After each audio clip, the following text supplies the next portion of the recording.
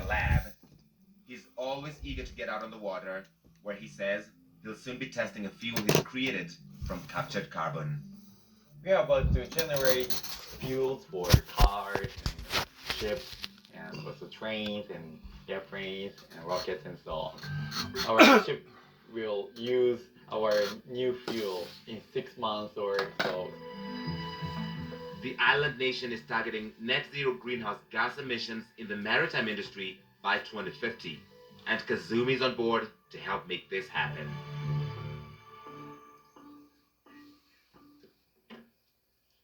Well, for more stories on climate change activism, you can visit cnn.com/goinggreen.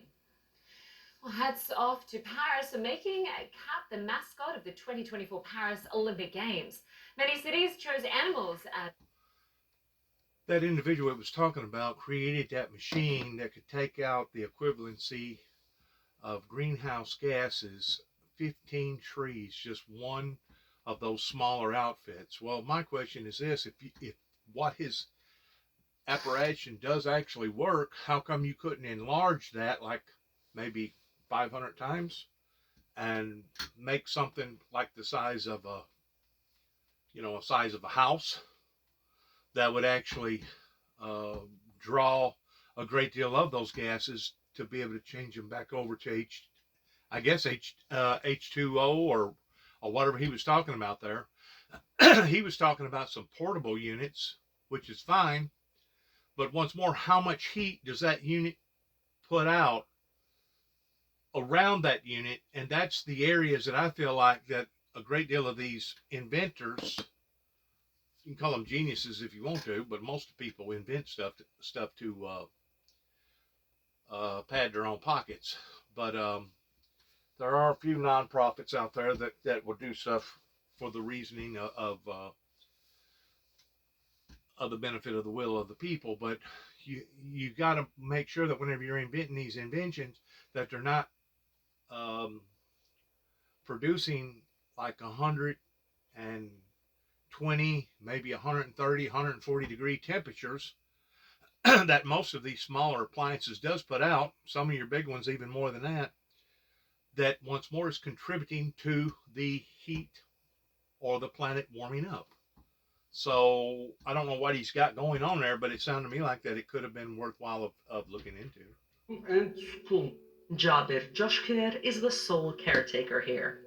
What's now known as Keshlik Monastery sits tucked into the rock formations on his family's land. In the year 1935, the state decided to sell this place as a garden, and no one knew the historic importance. What Jabir and his family uncovered turned out to be an expansive complex. We no longer hide our treasures. They see the daylight.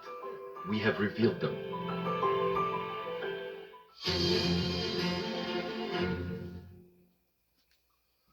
This is Mary Ann's first time. As I've said before, Chicago, I was really impressed by them in 2010 whenever I went up to MCC to be studied by Dr. Dana for about 6 months.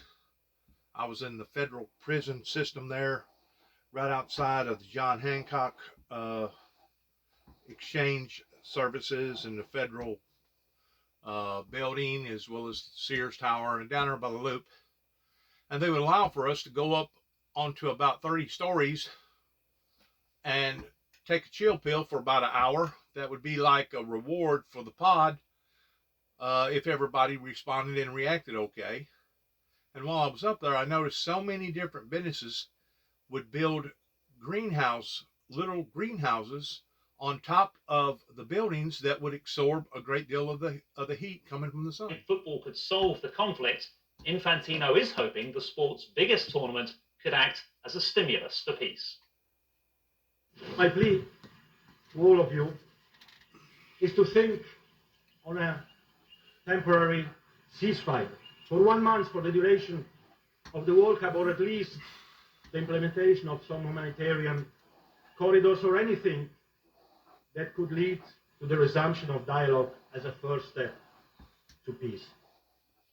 Infantino's focus will now move to that FIFA World Cup kicking off in Qatar this coming Sunday.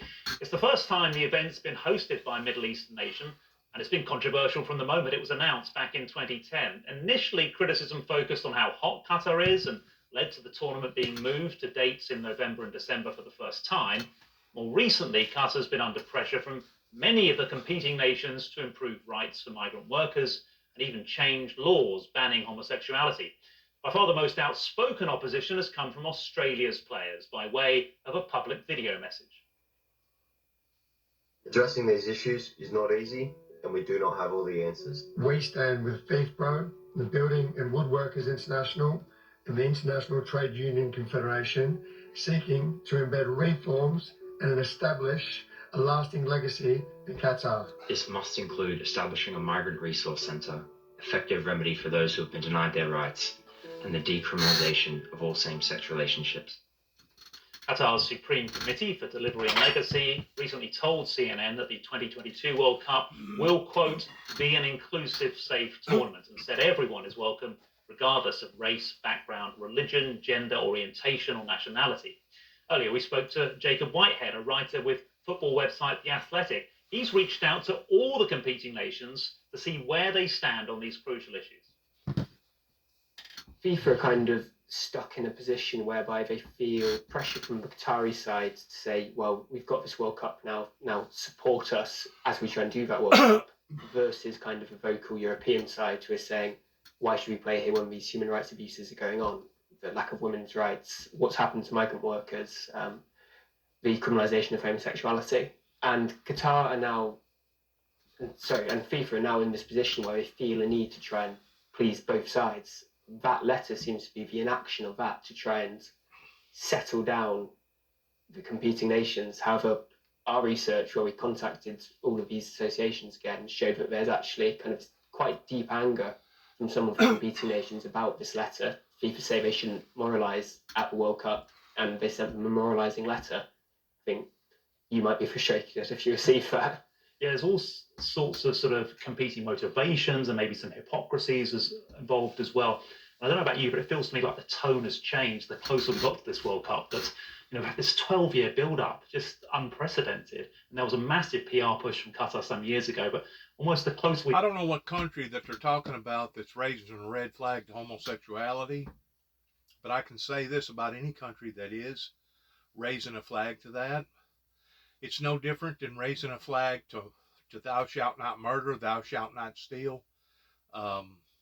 Honor thy father and thy mother, as far as being anti honor thy father and thy mother, unless your father and mother is not worthy to be honored, and which there's a lot of those parents out there too, that as far as I'm concerned, the honor that they deserve from their children, they don't deserve it because they themselves are not honorable. But there has to be some sort of a stance in not just homosexuality, but in all the laws that are initiated around God's laws towards actively pursuing those violations, because I truly believe that that's one reason why that our forces of nature is responding and reacting the way that they are towards not agreeing with the Homo sapiens down here up onto the planet. And I realize to each his own, okay, but I'm just going by what the King James talks about pertaining to homosexuality being one of the sinfulest sins. It's not the unpardonable sin, but it is one of the sinfulest sins that God despises and hates, other than barnyard sodomy. I tend to wonder which is worse, barnyard sodomy or homosexuality and lesbianism, because they're all three neck and neck, as far as I'm concerned, towards being an abomination towards the things that a righteous, holy God wants to support. He don't want to support those things, just like he don't want to support murderers. He don't want to support thieves. He don't want to support those that don't worship him. He don't want to support those who are in violation towards not honoring the commandments of God and not praising the Lord Jesus Christ in every sense towards him being the Lord, the chosen one, the only begotten. So you know, be it as it may, people can do whatever they want to do pertaining to these countries. But as far as I'm concerned, coming down on that particular open activity, as well as open sorcery pertaining to witchcraft and warlocks, etc., I think personally that it may not be a bad thing to consider for countries to be debating on whether or not this should be decriminalized or not in some of these games, pertaining to how that they do not want these type of activities to be seduced to their country during the time that they're over there. So you can take that with a grain of salt, or you can take it the way that it needs to be taken, pertaining to the convictions that you personally have. If you are a true born-again Christian, if you do believe in the substances of the King James Version pertaining to the Book of Life, be it as it may. Qatari government kind of, and we've done We're going to move on here because there was something that come up a while ago. I hope that I didn't miss it, pertaining to what the Russian government was saying, that was basically blaming the confrontation that right now Russia has just got through today bombarding a great deal of Ukraine. I don't know for sure where at, but there was something that come up with their prime minister Want to say stop to the towards him blaming the Americans, towards saying that it was the Americans that was provoking that that illegitimately will up onto the Ukrainians. Let's see what she's talking about here. Moscow's answer to the issue of peace talks. CNN's Sam Kiley is live from K.J.V, one of the cities targeted. Nick Robertson is in the newly liberated city of Kherson. Good to have you both with us. Sam, I want to start with you. One of the regions that was struck by this barrage of missiles. What more can you tell us?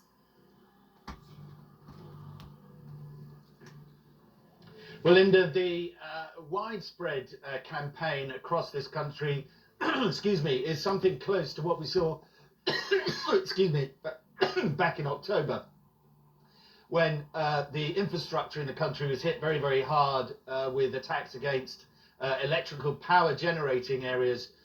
In particular, that seems to have been repeated, particularly in Kharkiv. In Kyiv, though, the capital, some residential buildings have been hit, with at least one person reported dead there. There's also been reports of explosions in Lviv, in Mykolaiv.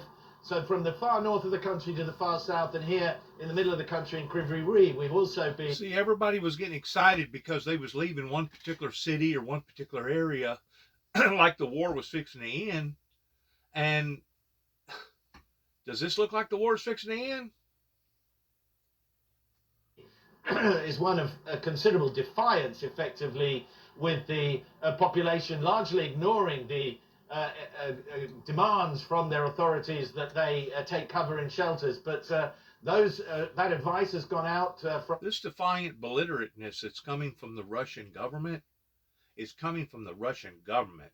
It's not coming from nobody else that's promoting or provoking the Russian government in doing these things. Although an attempt to break the back of the power generating, the energy infrastructure of this country, which, as winter is now setting in, of course, affects not just the power supply, but the water supply, and of course, ultimately heating, particularly in cities like Kherson, where they've already been very badly hammered and are struggling to get their power supplies back up in any way at all. Linda? You, Sam, and I do want to go to our Nick Robertson, who is in Kherson, the newly liberated city. As Sam was saying, a city already dealing with power outages, and now this barrage of missile strikes, which has not only hit residential buildings, but also infrastructure. What more are you learning about the number of strikes, Nick? Well, 100 is the figure being given by the Ukrainian Air Force. The impact... 100 strikes. And people were celebrating towards thinking that that one particular city, in which maybe it has temporarily, but like the war was fixing to be over all of a sudden. No, this ain't nothing indicating any type of back down on any type of major conflict. To about 40% of the power generating capacity was down, or the distribution was down, according to the government a couple of weeks ago, the government vowing to get it back up. And it appeared that the Russians were using that as political leverage, in essence, to say, look, we've degraded it to this point, and if we just press a little bit harder, you now know what we can target, what we can do, and that we can make it much worse. They brought it to the situation where the country was having these controlled blackouts, where it wasn't just the power generating facilities that had been hit, but quite often the switching facilities, the facilities that are the intelligent connections in the network, if you will, the intersections of the power highway that detect and monitor how much power there is in each region, and then balance the system so it can be switched around the country.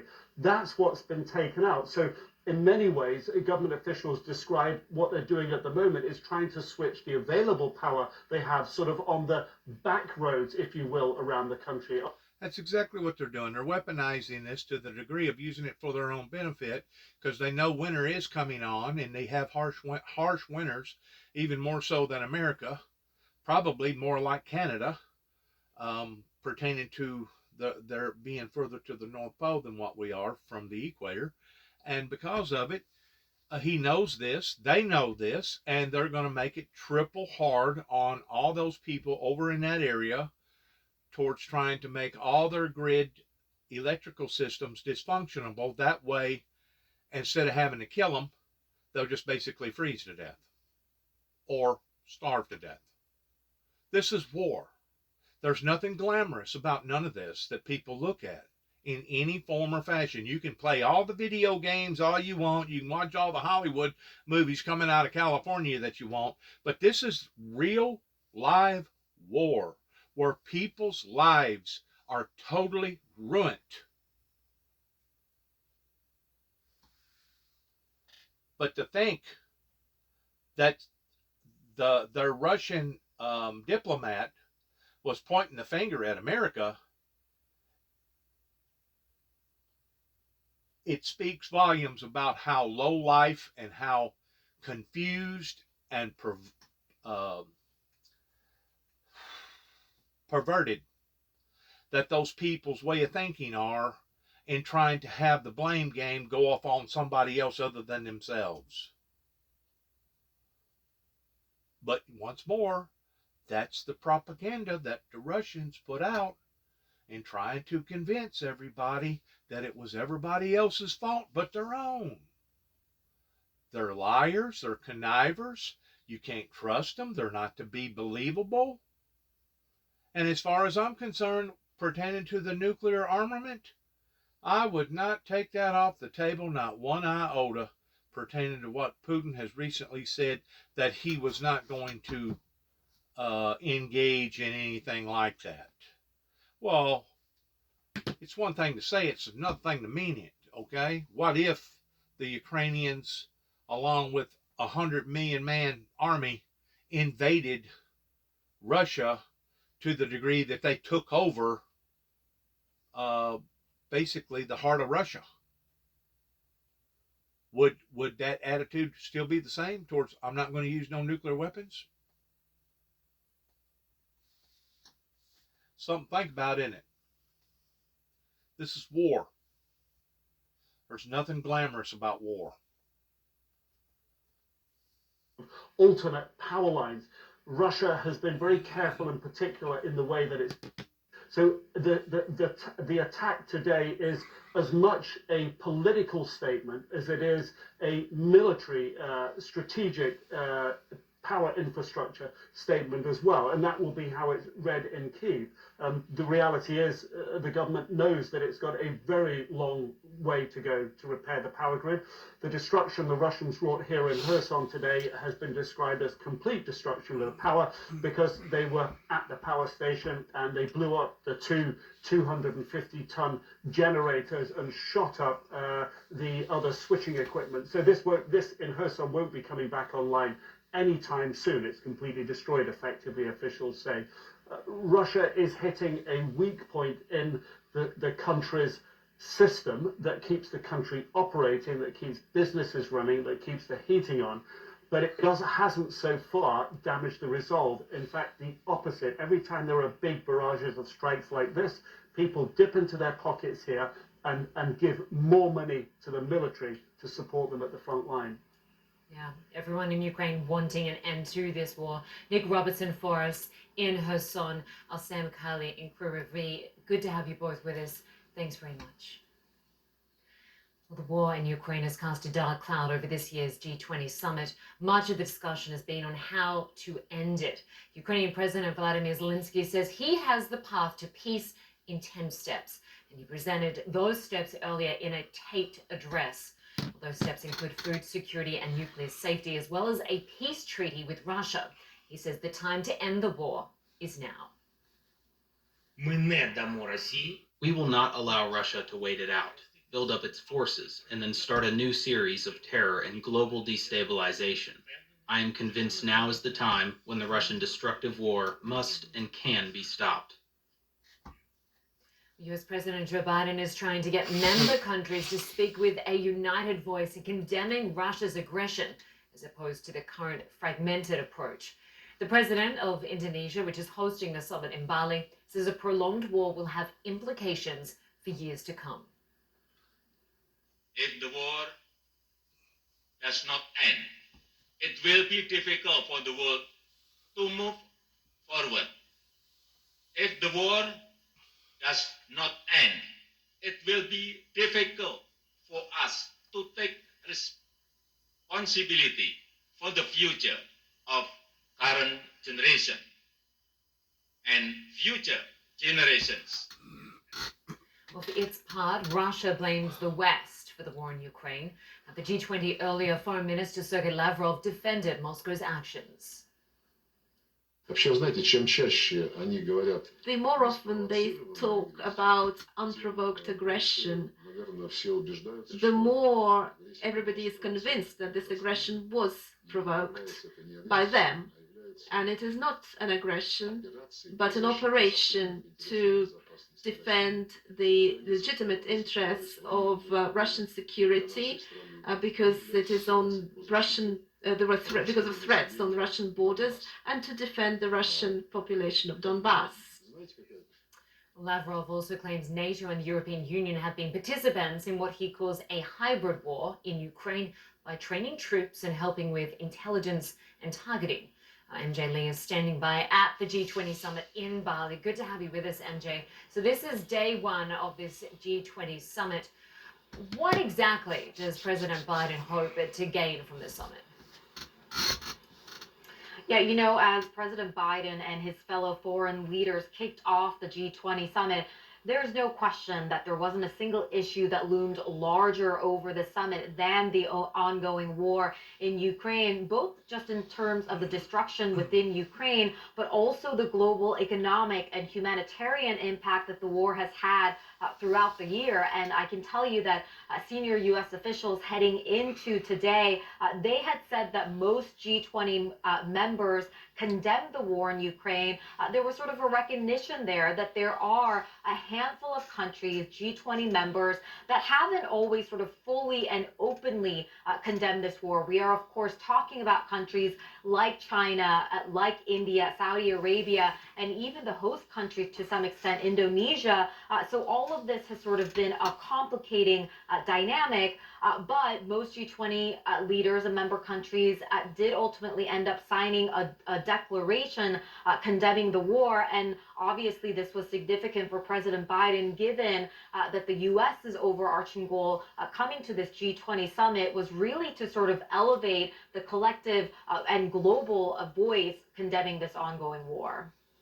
And of course, Russia's president, a no-show. Zelensky, when he gave that taped address, referred to the G20 as the G19. But Russia's foreign minister is present. What has he been saying? Yeah, it was interesting. You know, Vladimir Putin was sort of the elephant in the room without physically being there. Of course, there was a lot of speculation leading up to this G20 summit on whether he would ultimately come. And yeah, he ended up sending at the end his foreign minister in his place.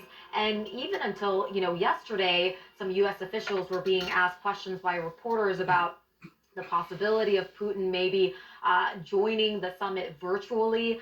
What would happen if some countries ended up boycotting the summit as a result? How would President Biden react if he did end up zooming in virtually into the summit? And at that point, officials were still saying, that's a hypothetical that we can't even engage. But instead, ultimately, what ended up happening, as we saw throughout the day today, was President Biden and other foreign leaders ended up talking about Vladimir Putin and the very war that he started and is engaged in without his physical presence here.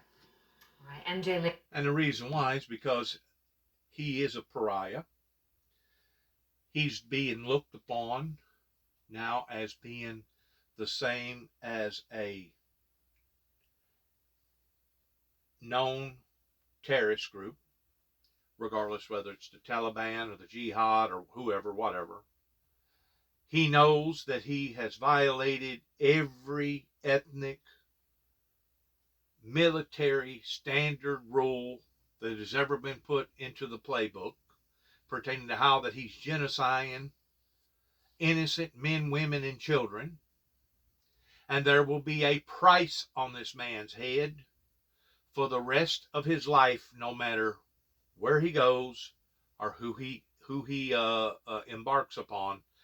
So if he leaves that area, he is subject to being arrested and held on trial pertaining to the war crimes that the world has sat back and watched being performed. And to think that they are so manipulative in thinking that the rest of the world is so naive that we're not gonna be able to read through the lines towards what they're trying to do as far as twisting it around and making it look like that it was the Western world's fault in how that this progressed, only speaks volumes about what type of people that we're dealing with. Once more, whenever the ordeal happened in 2014, my brother and I, we took great notice in how that they was going, their whole military, or not their whole, but a great deal of their military forces was going up towards the northern range,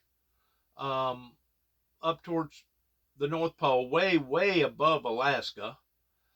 And their response was, well, they was looking for possibly a new trading route.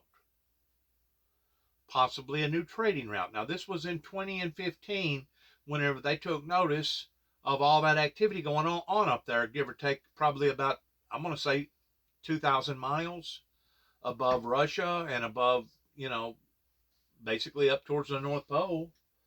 And my brother and I immediately said, well, what's wrong with the old trading route? How come they're doing that? So after 2014, they was already engaged in plotting a retaliation towards a complete total invasion. They just wanted to wait and see what our politics over here was doing. And I still point a finger at Donald Trump in the way that he tried to manipulate or blackmail the Ukrainians. And in response, yes, our government, our Congress did penalize Donald Trump, but then the other group of people basically tried to liberate him, and basically even our own Tennessee senator said that, yeah, he done wrong, but it wasn't to the degree of needing to be punished.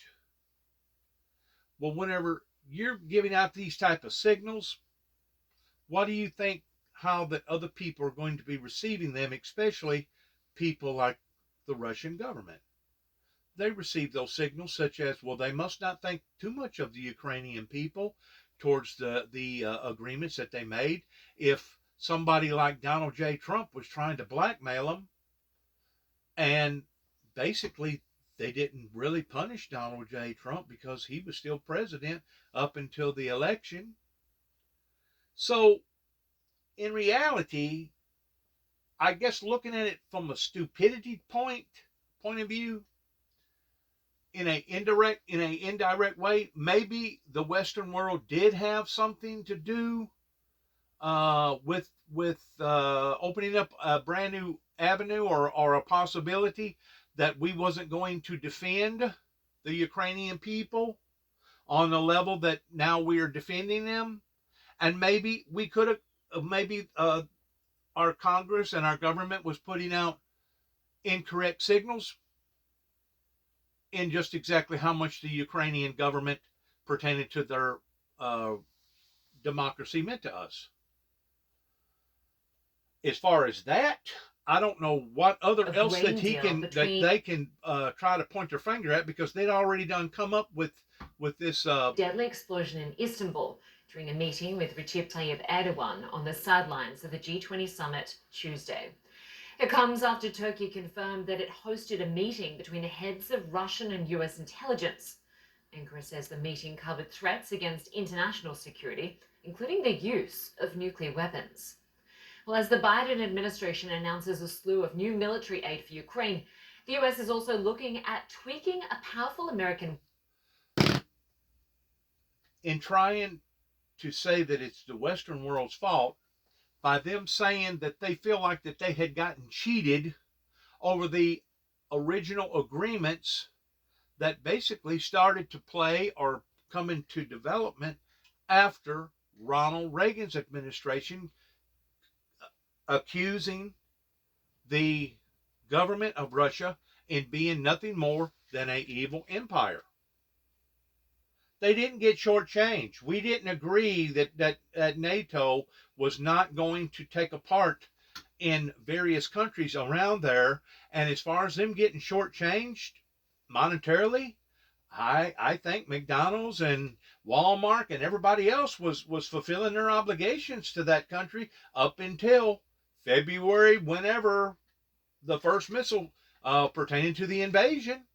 Technology on board that the U.S. fears could fall into the wrong hands, could fall into Russian hands if these drones were to be shot down.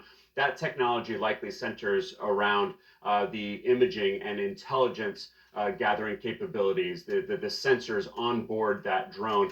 And so what two officials tell me is that the U.S. is looking at how to essentially modify, make changes to this drone so that if it were to be shot down, it would be far less dangerous. One U.S. official telling me that there is still significant interest in getting this drone to Ukraine if it would still be helpful on the battlefield. So the U.S. All they have to do is put up a safety device on every one of those drones or anything as far as that goes, to where if total battery power is a disconnect, that there'll be something else that will come on board that will basically activate a doomsday scenario to the degree that it will self-destruct. And that will eliminate any type of interference towards somebody being able to go in and duplicate or master that same technology. And those have not yet been given to the Ukrainians. And so these Gray Eagle drones kind of fall into that same camp. So this is something that the U.S. is still discussing with Ukraine. It's something that they're still considering. And we know how seriously they're considering it because they are looking at these modifications that can be made. Meanwhile, Linda, Ukrainian officials have told me repeatedly that they are getting more and more frustrated and tired with this U.S. excuse and this fear of escalation. They say that this war... They could invent a tripwire mechanism inside each one of these drones, to the point that if it was to fall out of the sky, once it became disoperable for a certain amount of minutes or no battery power or whatever, that a tripwire would happen within inside the drone itself, and it would self-destruct. It would self-destruct. Now, I'm not going to say that every one of those would work, but I'm pretty sure that we could design probably to the degree that 98.9% of them could work. We're going to have to be smarter if we're going to defeat our adversary that obviously is trying to dominate superiority over world dominance. Because if not, if Russia gets away with doing what Russia is doing to the Ukrainians and not being punished, severely punished, as far as in a judicial justice system format, then what other communist controlled countries out there are going to get to thinking the same thing towards that they can basically do the same thing and not suffer any type of consequences on the type of doing it. And as far as a global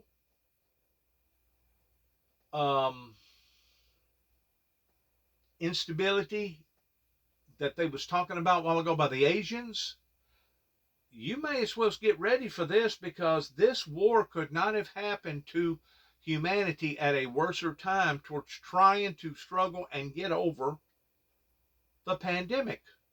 The resources was already at the tipping point pertaining to them being strained.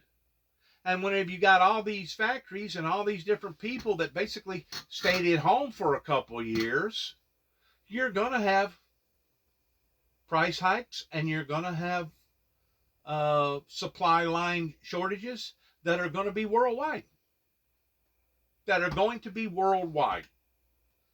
And if you'll add that on top of what the Russian government is doing, along with the forces of nature that is not agreeing with humanity because of what we're doing to the planet pertaining to draining all the precious resources out of the ground, and as well as the sinful activity that we are seeing of not just here in America, but all over the planet towards the wickedness of people's lifestyles, thinking that there is not going to be any type of condemnation for those activities. You got a formula here of a perfect storm, and the world may as well embrace for this, because obviously it's going to take a shaking to get people's attention, and that includes the Russians, that includes the Chinamans, that includes everybody that now is going to take a part in this hardship, in this burdensome event that I'm going to say will inevitably last for several years. Some countries more so than others, depending upon how strong that the country is, and how quickly that the country adapts to the global crisisness, as well as adapts to understanding that God is not going to put up with a bunch of wicked, sinful activity going on openly in their communities. And America's one of them. I hate to say it. America is one of them that has lowered their shield towards allowing all this wickedness, taking the Bible out of school, taking prayer out of school, basically taking God out of our courts, and not paying attention to the signs of environmental changes. I could go on and on pertaining to the wickedness that America itself is guilty of. But I can go on and on towards the countries that are accusing America of being wicked, that they themselves are wicked in. Infuriated by Australia's military alliance with the US and the UK. Now, at this meeting, she told Australia's Prime Minister Anthony Albanese that good relations between the countries are in the fundamental interests of both our peoples. And take a listen here to what Albanese said. Today, I think both countries took an important step to moving forward.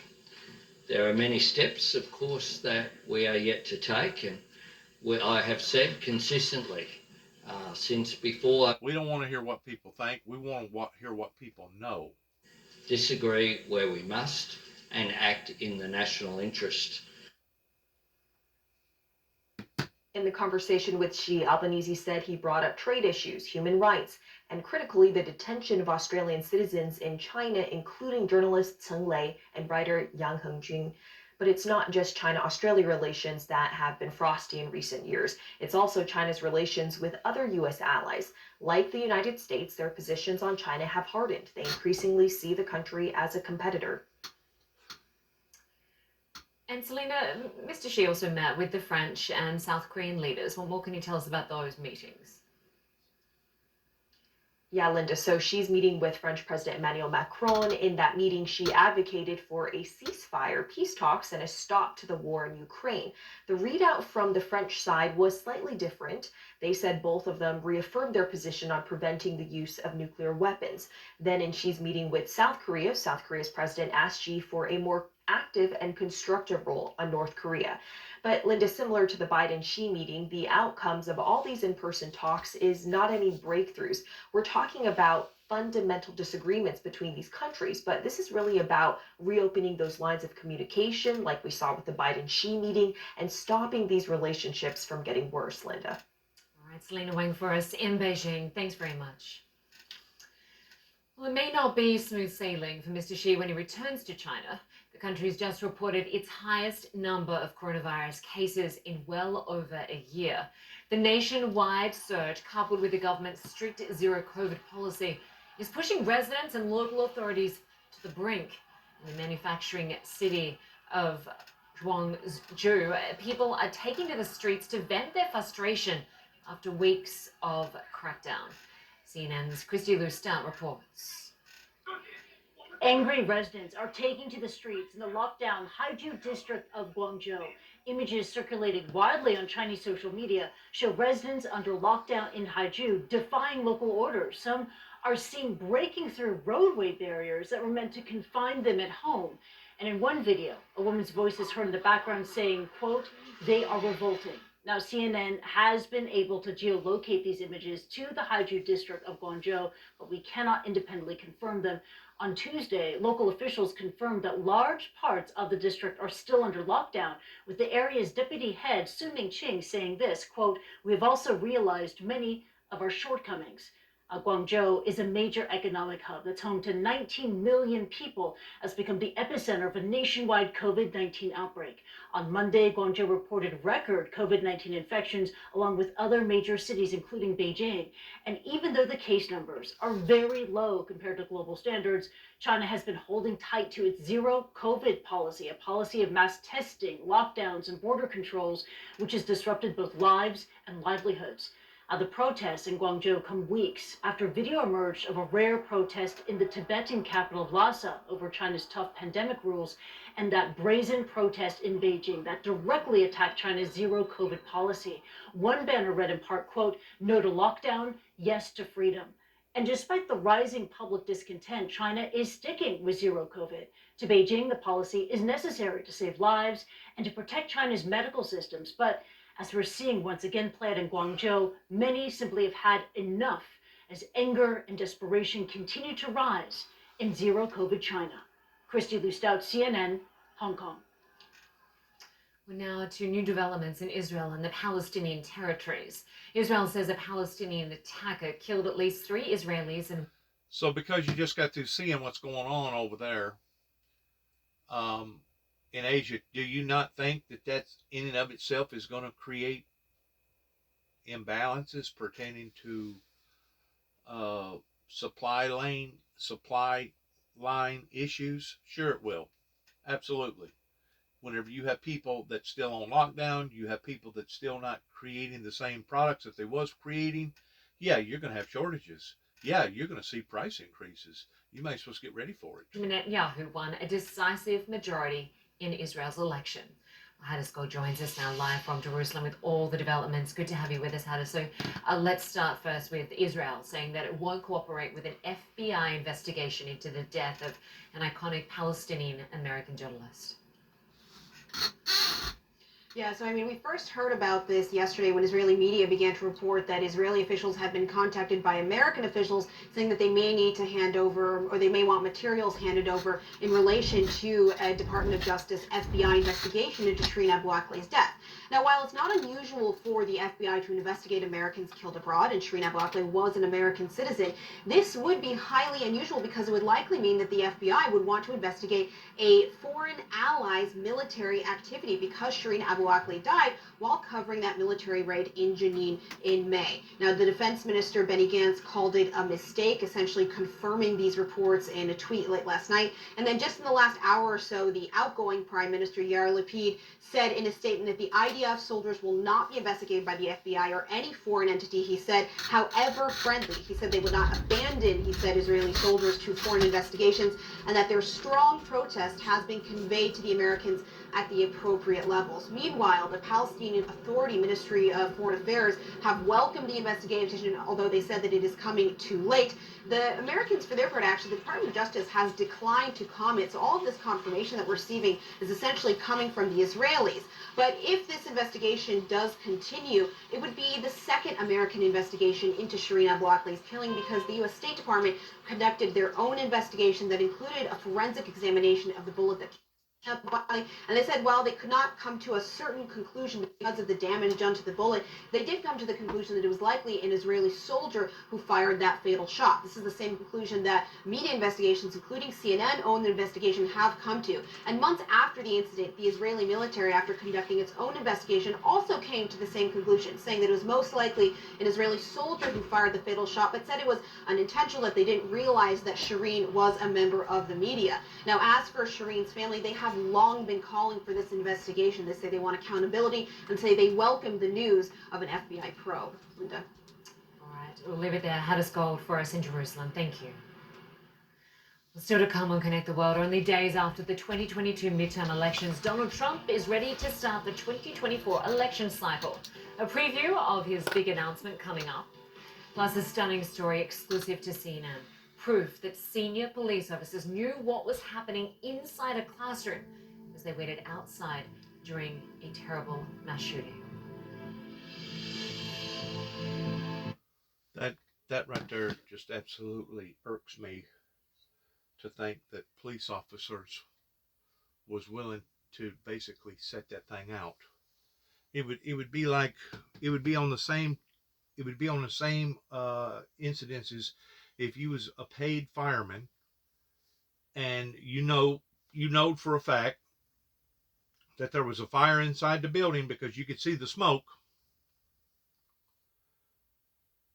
and rather than pursue putting out the fire or watering down the objects around the fire that could possibly be ignited too as well, you sit there in false hope in thinking, well, maybe it'll go out. Maybe the fire will go out on its own. Maybe we shouldn't even pursue towards putting the fire out. That would be the most stupidest thing that any fireman could ever think, engaging into a fire.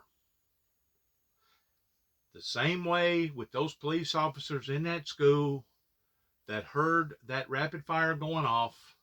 I don't know if it was because that they didn't have adequate firearms to go up against that same type of resistance, or if they was just a bunch of frightened rabbits. I don't know, but I know this: if a bunch of police officers allowed for my children or my grandchildren to basically stand there and be massacred like that, I would be like those people, and I would want everybody to be held accountable for their idiocy and for their cowardness of not going in there and engaging in stopping that situation from escalating, and God only knows how many more lives that got killed within that time frame that they could have possibly spared.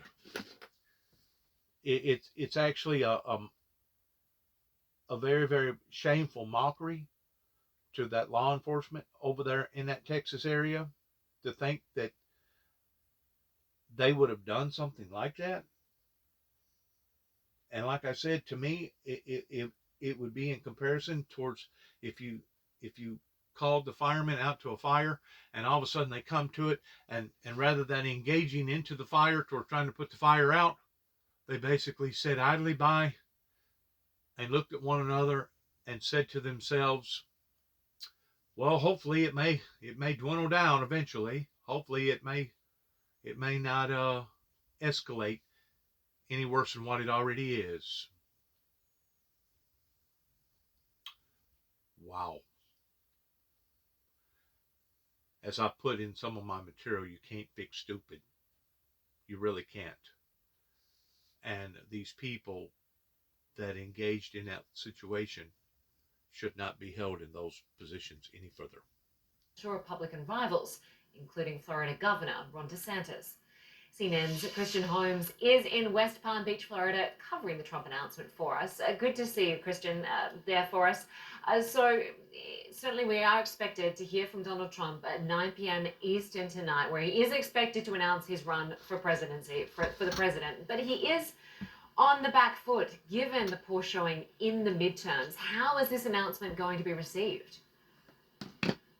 Poorly. That's a good question, Linda. I mean, basically what we have seen is that aides and advisors, allies to the former president, have asked him not to run, not just because of the lackluster midterm results, but also because of that Georgia runoff. They say he will be blamed if Walker, his candidate, the Republican, loses, and that even entering the race will see tons of fundraising for that Democratic opponent, Raphael Warnock.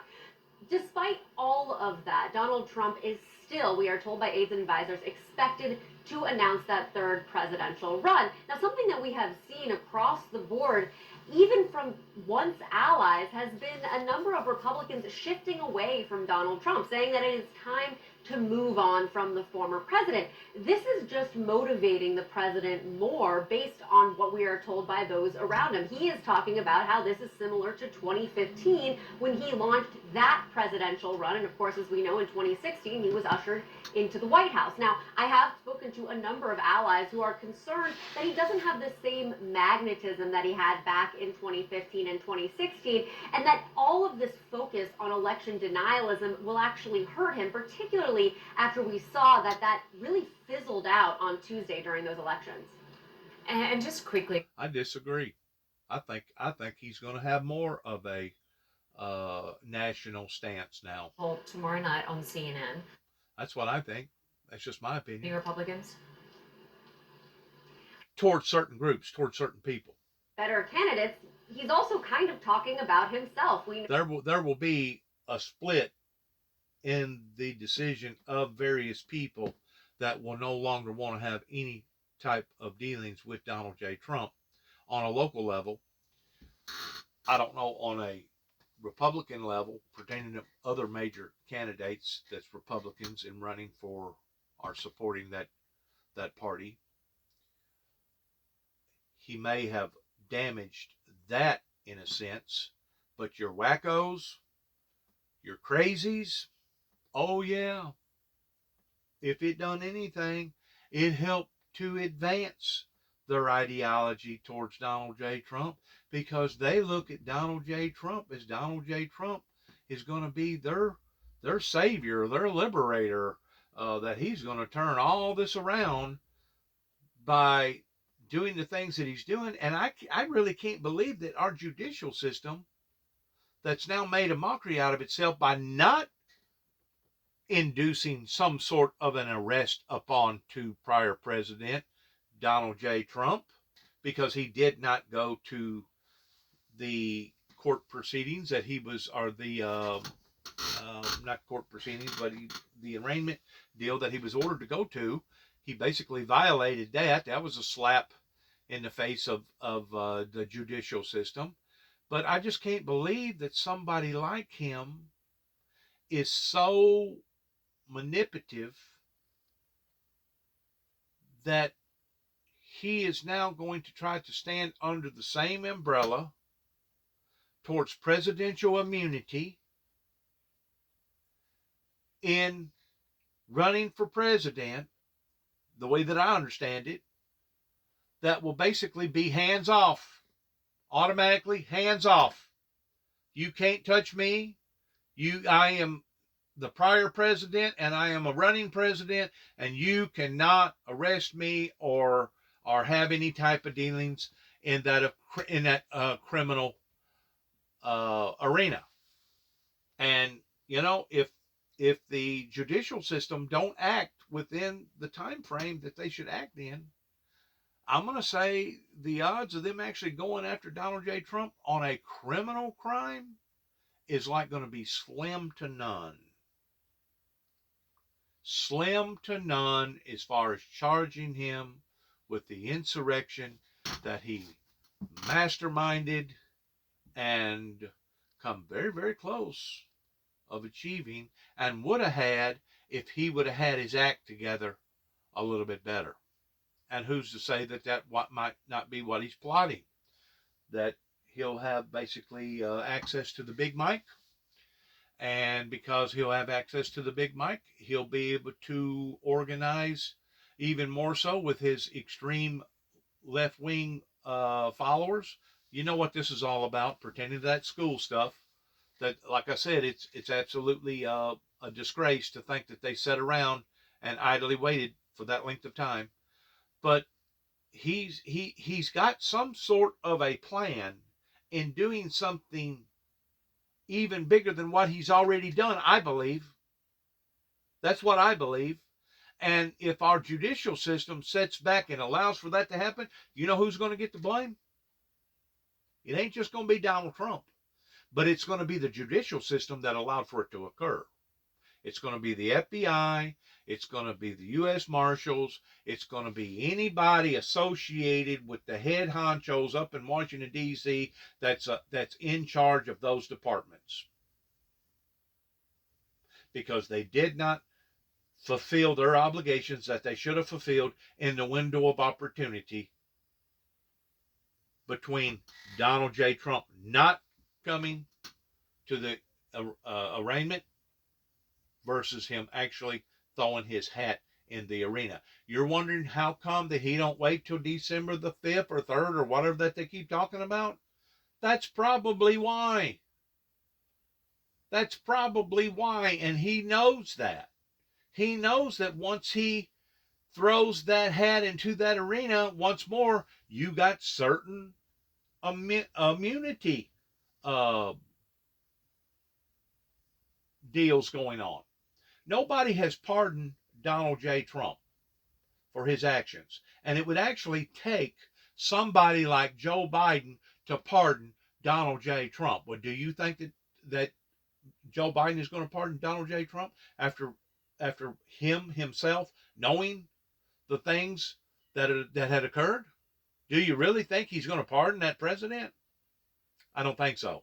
Where Donald J. Trump messed up is that he didn't initiate some sort of an agreement with him supposedly being the deal of all deals, pretending to him being the deal maker. He didn't make a deal with the upcoming parties like Nixon did and like some of the other people have done towards, okay, I'm going to agree to this in respect that that is not going to occur if we agree to that. In other words, I'm going to give you a little, providing that you give me a little. Donald J. Trump didn't work out that deal with the DOA and the prosecuting criminal system on the upper levels of court. So if they do not pursue this opportunity in the window frame that they could have done, then the fault falls not only upon to a madman that is doing these things, but it falls upon to the judicial system that allow for this madman to do this. And I think Nancy Pelosi would probably agree with me, and Miss Cheney and other Democrats that hear what I got to say in exchange towards this message getting out to the general public, hopefully before Donald Trump does actually throw his hat into the ring. But with him being so controversial, I truly believe that our law enforcement agencies, regardless whether it be the upper tier or the lower tier, all the way down to your deputies that hold positions in your counties, I truly believe that they're frightened that they're caught in between a hard place and a rock, that damned if they do and damned if they don't. They have been manipulated by this paranormal rhetoric that is on the level of basically either a mobster, a somebody like a mobster, or an occult leader, that if you don't do this, this is what's going to happen. There's going to be problems. There's going to be consequences. So I truly believe that this inferior mind game. Well, they call it global gaskin or febrogaskin or some sort of a word that they use that basically means that you're throwing out these images or these signals of damned if you do and damned if you don't, that if you do try to arrest me, then I've got a strong enough following that there's going to be hell to pay. And if you don't arrest me, and if I get the big mic again, and if I can formulate some other type of erratical movement, that you're going to pay the consequences for that too as well. So this disturbance that Donald J. Trump is trying to divert off into, I feel like that it is an escape tactic by him thinking that if he does throw his hat in the ring, even earlier than the 12th, after the election in the Atlanta, towards them settling whatever's going on there, that it's going to be to basically protect his own self, which once more, it just proves to me, it speaks volumes to me that Donald J. Trump is not entering into the presidential race for the benefit of the people, but he's actually entering into the race for the benefit of himself in trying to protect himself because of the illegitimacies that he has performed openly before the will of the people. It speaks volumes about what type of person that he actually is. So this is really a very, very unprecedented situation that we're involved in. Why they haven't already knocked on his door and said, you need to come with us, I'm still wondering about. Or why that they're going to sit back and idly allow for this guy to throw his name back into the arena. And I don't forgot now how many millions of dollars that he's automatically available for by running for president, coming from the government. That ain't counting the people that's going to sponsor him or using his own money. But once more, it's going to give him that opportunity of having that big mic. And we know words matter. And we know that if you are in control of that big mic, you can sway the people just as easily to the left as you can the right. We have seen that on January the 6th. We have seen his open demonstrations of manipulation right in front of our very eyes. And to think that it won't happen again, or that it can't happen again, is being extremely naive, careless, and gross negligence coming from our professional people that are already empowered to begin with towards doing certain things. That's my feelings about it. You can take it for what it's worth on whatever happens. Whether or not it's a big bluff, whether or not he's doing it for the reasons that I'm telling you that he's doing it for, or whether or not he's just trying to maybe satisfy some of his previous followers that did embark in giving so much money. I don't forgot now how many millions of dollars that he received even after the election was counted, the presidential election was counted, between that date and the date that they was supposed to have done what they done, January the 6th. I don't forgot now, it was several hundred, I think it was something like $200 million that he received from volunteers. Well, if he doesn't, once more, he's kind of caught in between a hard place and a rock. If he doesn't pursue the presidency, that means that they could probably go after him in how that he was crafty enough in taking money from them that they never should have given, or he never should have taken to begin with. I mean, if we see other people that gets punished, regardless whether it's Martha Stewart for inside trading, regardless whether it be Jim Baker pertaining to PTL, or other big figures out there. I don't forgot now who it was that Maylock or whatever his name was that stole billions of dollars from people that got I think a life sentence on account of it. If these people get held accountable in the eyes of the law, and Donald J. Trump does not get held accountable for basically doing the exact same thing towards being a swindler,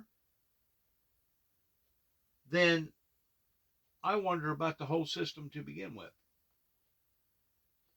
And once more, it falls back into the rim of the, he's an older guy, and I forgot his name, that's in charge of all this stuff. He was the guy that spoke up very, very clearly about the warrant towards going in and getting all those documents that was classified and top secret.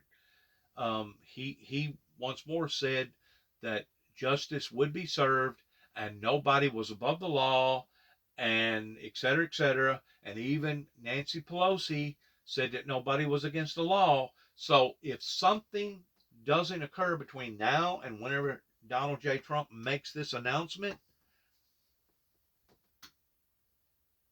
I personally am hesitant about the whole system, about a breakdown of the whole system, because there's a lot of unanswered questions. A lot of people got hurt. A lot of people got accused of being basically a homegrown terrorist in actively pursuing into those activities that happened January the 6th, rightfully so. And I guarantee you one of the plea bargains that Donald J. Trump is going to use, which he's already done said, first of all, that he's going to pardon all them people that went to jail. Going to tell them to take them out of prison immediately. And plus, he's done said that if the people don't reelect Donald J. Trump, that they are going to embark upon to Armageddon. Well, I got news for Donald J. Trump. He can't stop Armageddon. The whole Republican Party, as far as I'm concerned, done just exactly that. That has jeopardized the world's future towards all these major water contributories drying up at the same time. We're talking rivers and lakes, watersheds, water reserve areas that have just, in a phenomenon way, basically disappeared, evaporated, that scientists are bewildered about. And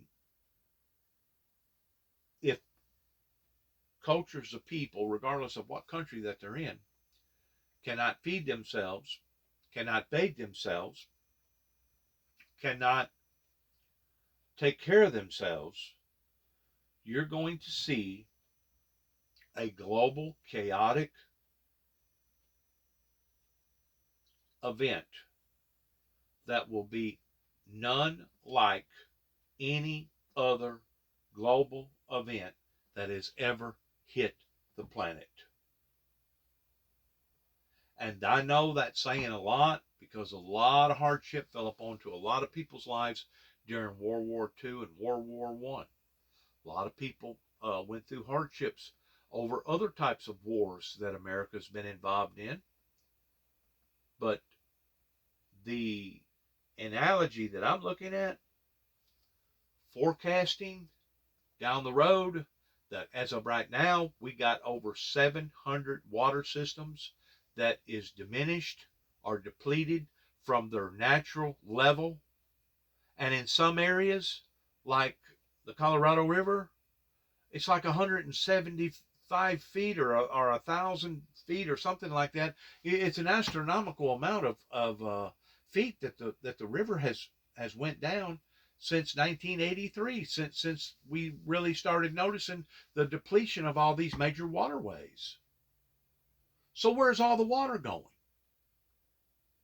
And how come the water is suddenly doing this in all these major rivers, including the river Euphrates that is drying up? Well, do you think it's got anything to do with, first of all, prophecy that it's going to occur? Second of all, do you think it's got anything to do with what we're doing to the planet as far as draining all the natural resources pertaining to the oil that was put there for a shield and put there for a friction barrier? Do you think maybe it has anything to do with draining all that stuff out and people not paying attention to what's going on? Do you think maybe it's got something to do with a supernatural being pertaining to God Almighty that basically looked at Lucifer and said, well, it's time for you to do your job. You need to go down in great wrath because you're not going to win. And there's people that's on to you, and they know exactly what's predicted and what's supposed to happen, and they know exactly what you're capable of doing on a supernatural level, so go do your job. So basically, God got tired of fooling with us, turned us over to a reprobate mind, let us believe these lies to the degree that now we're basically doomed. We're damned unless we change our direction. If we change our direction, not only as an Americans, but as the world, God can reverse it and turn it around. If we don't change our direction, the Bible will once more fulfill itself, because right now we're already in a sick bed. We can already see the alignment of things that's going on, of the short supply lane shortages and fuel going up and food going up and this going up. We already see what's formigating pertaining to the storm clouds, especially whenever you put into the equation of all the waterway systems that's drying up. Got over 700 of them right here in America alone that are not on their normal levels. If you add all that up, it spells great tribulation. And that's exactly what the Bible talks about that's going to happen to mankind if we don't turn back our ways to the Lord, because he hasn't found our works perfect yet, and try to work these things out in a legitimate, civilized manner. And as far as I'm concerned, what President Poisonous Putin is doing to the Ukrainian people is not in a civilized manner. You can take it for what it's worth in what you just got through seeing and what you just got through hearing. Whenever it comes to these global interferences that has already been predicted, that obviously people either didn't take serious enough towards trying to figure out, well, what in the heck's going to make the river Euphrates dry up? What's going to cause this river, this massive body of water, to dry up like this? And if what happens to that particular river, is it going to possibly happen to all the other rivers? Is it going to happen to all the other waterways and all the other tributaries that people rely upon pertaining to fresh water? As far as I'm concerned, right now, even if we do turn around, and repent,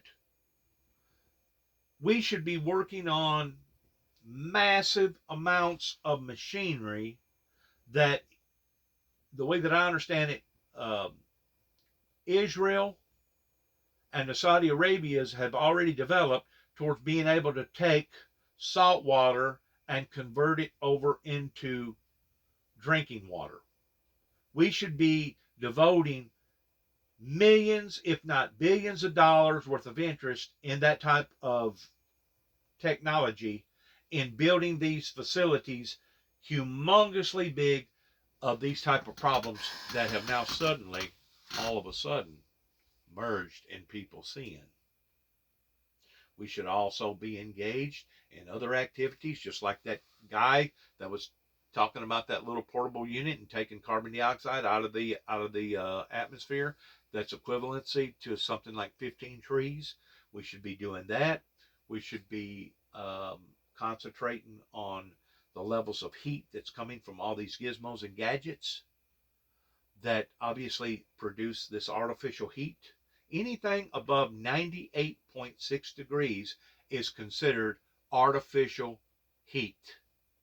And if whatever that you've designed, I don't care if it's a light bulb, I don't care if it's a diesel motor, I don't care if it's a gas burning motor, I don't care if it's a ball bearings in your automobile, I don't care if it's your transmission, I don't care if it's the motor and behind your icebox that keeps refrigeration in your icebox cool whenever it kicks on, because it's got little pistons and all that works. It's electronic, it works off of electricity, but it gets very, very hot because whenever one is running, you cannot hold your hand on that particular motor for a very long length of time without it basically starting to burn your hand, because it's basically about 120, maybe 130 degrees, which is too hot for the touch of the hand. Well, what is that doing? What is that particular motor or that invention doing? It's creating artificial heat above and beyond 98.6 degrees or 99 degrees.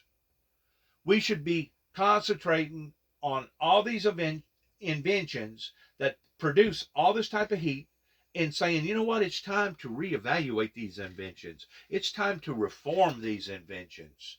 And it ain't just automobiles. It ain't just motors that burn fossil fuel or gasoline or diesel or even natural gas. It's all the above. It's all the above.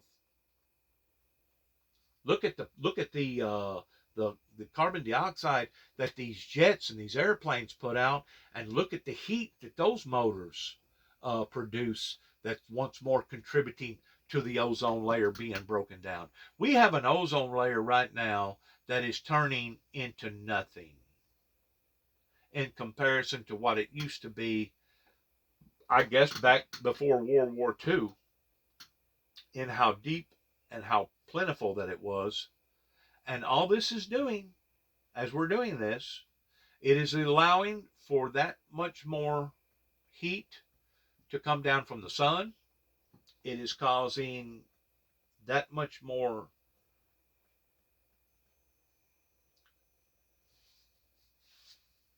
radiation of falling down up onto the earth that's going to be detrimental as far as people getting skin cancer and etc.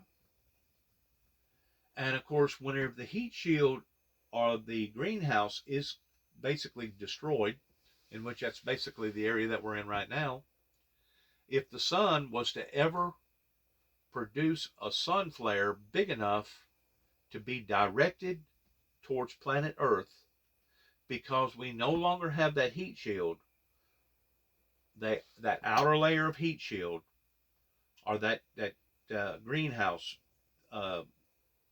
deal, basically we're doomed. In other words, if a direct hit hits us from the sun, it will zap computers, it will zap all kinds of electrical objects, not only in space, but also here upon to the planet. And it may actually zap us. I don't know, but it could be so intense that it basically zaps us. In other words, we'll just vaporize. Everything will basically catch a fire on that side of the earth that gets hit by that solar flare. And I'm pretty sure it's not just going to be the front of the earth, it's going to be all the way around the sides of the earth. That's also going to take somewhat of a lick from this major solar flare that will be so full of radiation. If you don't die from evaporation, you'll die eventually of cancer, because it will be so intense. It will be like 1,000, probably 10,000 nuclear bombs going off at the same time. We have been very, very fortunate that planet Earth has not been hit by a comet, a meteor, and we've been very, very fortunate that we haven't got a direct hit pertaining to the sun. But I promise you, our luck is steadily running out. Especially if you can observe the things that has recently happened to our planet and to the people on this planet just within the past 25 or 30 years. I'm telling you, this is an urgent call. God has basically chosen me to be that messenger on the wall, to raise that red flag, that danger, danger, danger, danger is coming. And it's not just coming in one form, but it's coming in about 1,000 different forms all of a sudden, all at once. Just like the Bible talks about that Satan will come down in great wrath because he knoweth his time is short.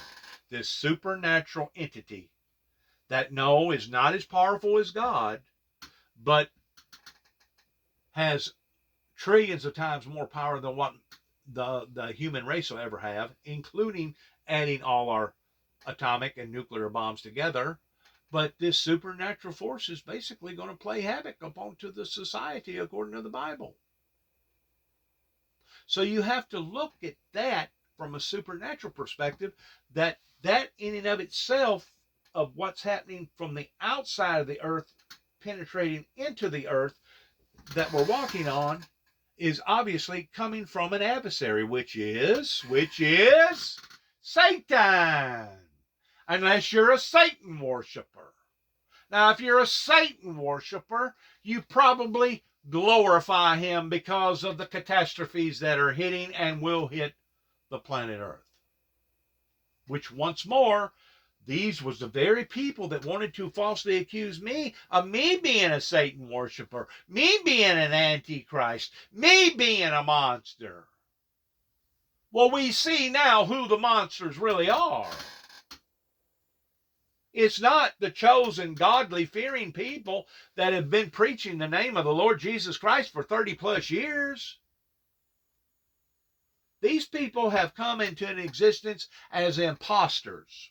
And why communities such as the one that I'm living in did not rebel against certain activities going on in their own domain is still bewildering to me.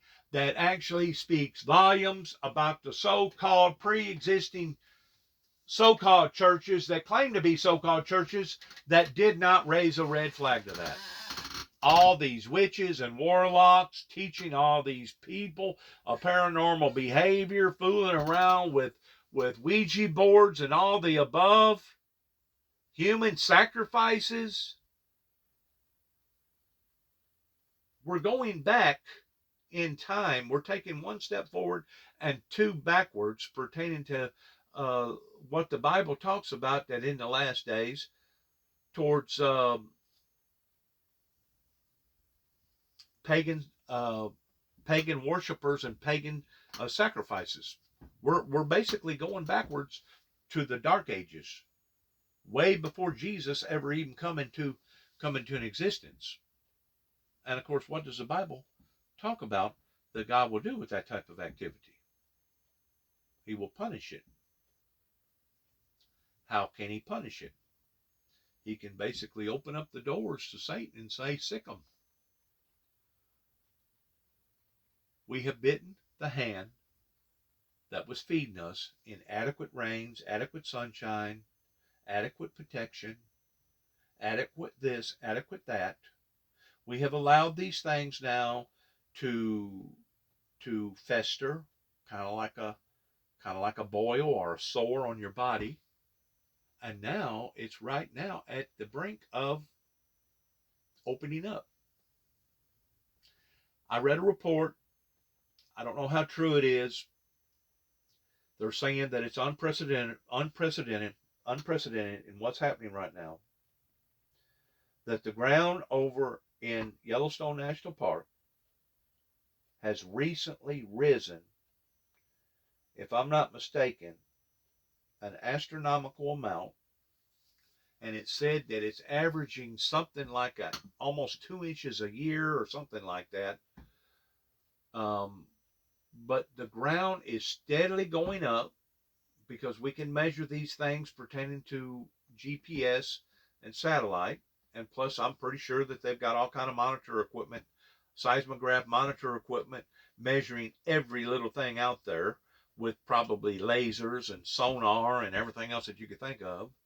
But they're raising a red flag to this.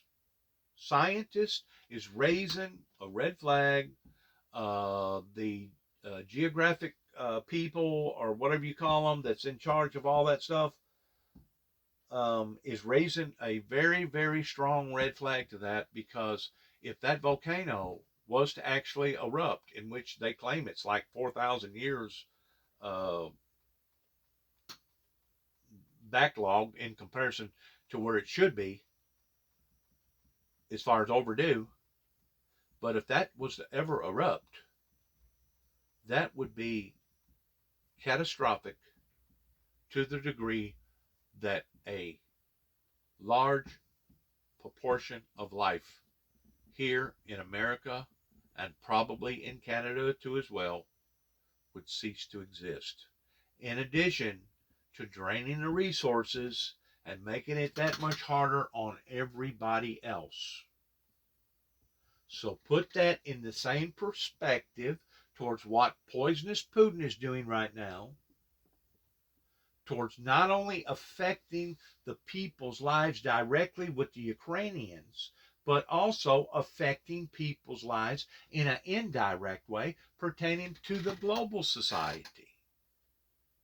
If you don't have enough sense to run the country, or run a state, or run a community, or a county, you for darn sure don't have enough sense to run the world. And whenever we can see the characteristics of these things that are vastly approaching, just like scientists has recently discovered a major iceberg that has fallen from the ice in response towards it melting. Scientists has taken notice of a great crack that has opened up over in the Horn of Africa that's basically going to create a whole new peninsula, or even an island, to the degree that there's going to be all this water usher in between the area that broke off, providing that it don't sink. May sink. There's lots of strange things going on right now on the planet that our scientists, our meteorologists, and our politicians that we hire to warn us, to advise us ahead of time, give out advisories, that aren't on top of their game, that has allowed this to fester and to get in the position that we're in right now.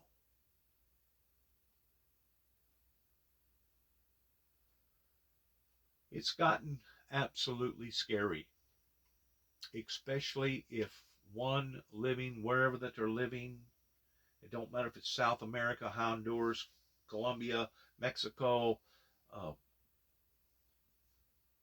Cuba, Puerto Rico, Portugal, wherever, Australia, wherever, it's reached the point on a global level that if we do not exercise immediate assistance to what we're talking about, there will be consequences that will go beyond anybody's imagination. And to think that there is a human being that has created chaos in the American political stance, that once more, himself, as far as I know, has not retaliated in his ideals pertaining to global warming, that he himself was the very one that planted the seeds towards election deniers, basically planting the seed of chaos, that we are at the brink of seeing things on a political level, a scientific level, on a geographic level, on a supernatural level, on a meteorologist level, like we have never experienced before. And once more, this has only been projected. This has only been predicted. This has only been forecasted already by the Bible, that we will see these occurrences in the last days. All that stuff going on with China towards the COVID deal, I don't know if anybody's thought about it, but anybody coming in from China on airplanes should still be checked. The COVID deal is not over with yet. That's still wreaking havoc in a lot of these areas. Wow. And to think that we're just kicking the can down the road, just like we're kicking the can down the road pertaining to us being $30 trillion in debt. There's going to come a time whenever Paul no longer has any type of unction towards paying Peter back. And that's basically where we're at right now, is that we know that the borrow money that we're borrowing, we know that taking money from the Treasury, we know that we're doing this and doing that towards raising the debt ceiling again and again and again. We know, inevitably, what's around the corner, monetarily, politically speaking. Now let's look at the rest of the picture in all the other issues that I just got through bringing to people's awareness. Good luck to each and every one of us as we end our story by saying God bless America, God bless America's endeavors. We want to thank you for your prayers, for your concerns, and say good luck to each and every one of us here in America and on a global scale. And God bless you, and shalom.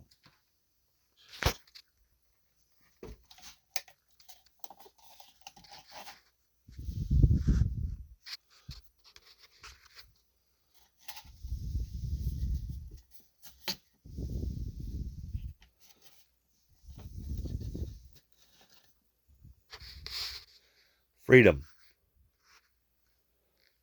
One of Harley Davis's special logos that says very clearly, right on top of that little old bicycle, I don't know if you can see it or not because of the glare, but it says very, very clearly, freedom. I see it better that way, I don't know. Yep. Freedom since day one. Freedom isn't free. Freedom comes with responsibilities. Freedom comes in people making the right choices, in doing the right thing. And when people stop doing the right thing towards doing the wrong thing, I promise you, there will be consequences that will fall upon humanity, such as they cannot even begin to imagine. Thanks again.